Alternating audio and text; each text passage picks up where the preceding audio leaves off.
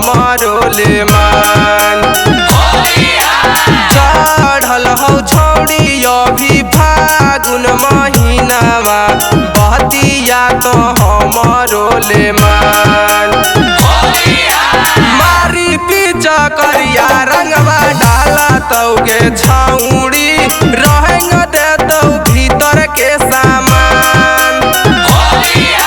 मारी पीछा करिया रंगवा डाला तौगे छौड़ी रहेंग दे तो भीतर के सामान। धीरे से डाली हरे छौड़ा धीरे से डाली हरे, धीरे से डाली हरे छौड़ा धीरे से डाली हरे। छौड़ी के कौन जवानिया तानी धीरे से डाली हरे, छौड़ी के चढ़ाले जवानिया तानी सा धीरे से डाली हरे। जोई है नहीं ताहू पूरब टोली आगे छौड़ी यादव जी तोर गलिया कर दौला।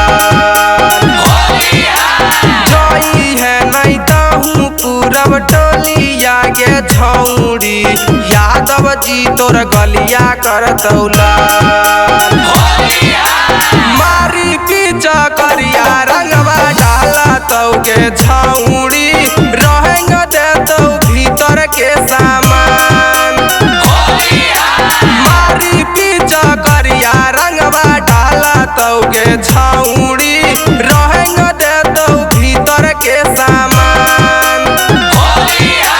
बच के रही होगे नेहवा बच के रही होगे, बच के रही होगे पूजवा बच के रही होगे। रंगवा जहोबा है यहाँ बकमुंगेर के छौड़न रंगवा जहोबा है। होलिया में पी के घूमौ मंटू निभासावा पंकजवा के बतिया ले मान। होलिया में पी के घूमौ संजय प्रदीपावा पंकजवा के बतिया ले मान। मारी पीछा करिया रंगवा डाला तौगे छौड़ी रहेंग दे तो भीतर के सामान। मारी पीछा करिया रंगवा डाला तौगे छौड़ी रहेंग दे तो भीतर के सामान।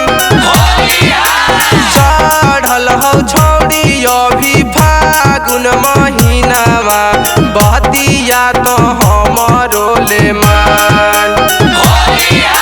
मारी पीछा करिया रंगवा डाला तौगे छौड़ी रहेंग दे तो भीतर के सामान। मारी पीछा करिया रंगवा डाला तौगे छौड़ी रहेंग दे तो भीतर के सामान। Mix by Sajan recording studio Jhajha.